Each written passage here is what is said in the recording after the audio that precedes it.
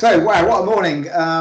It's always great you're planning events, and we've been talking about this for a while to know how it's going to flow and what the content we've got. But I'm very happy with what we achieved today. I think it was really interesting, and just the only problem with breakout sessions is I wanted to go through all of them. You can't split yourself in two.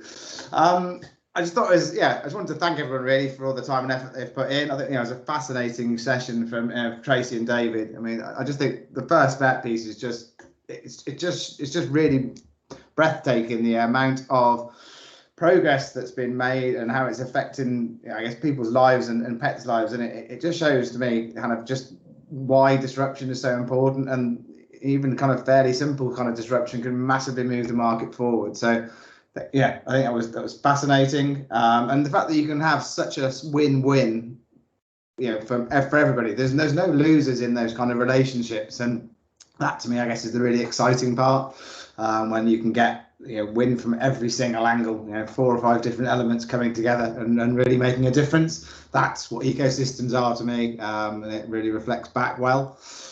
Wow, and then Caroline's I love the honesty of the session around so that the mobile alerts. I mean, that I used to work for Motorola at a similar time frame and remember making some of the phones, and then you look back now compared to what we were doing then, it's some disastrous products going out just on the back of a wave. So brilliant honesty, but equally I love the new idea, the process, and the rapid experiments.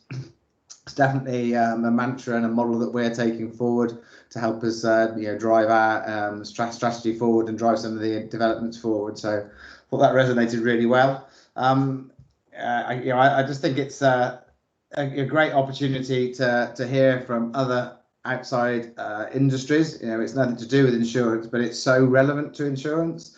And I've used the flexible funding model process before, and I think that's definitely something that we need to be looking at as we move forward, because having that kind of just ability to come up with a great business case and to drive out a solution, without having to wait for the early cycle, I think that's really how you drive further innovation.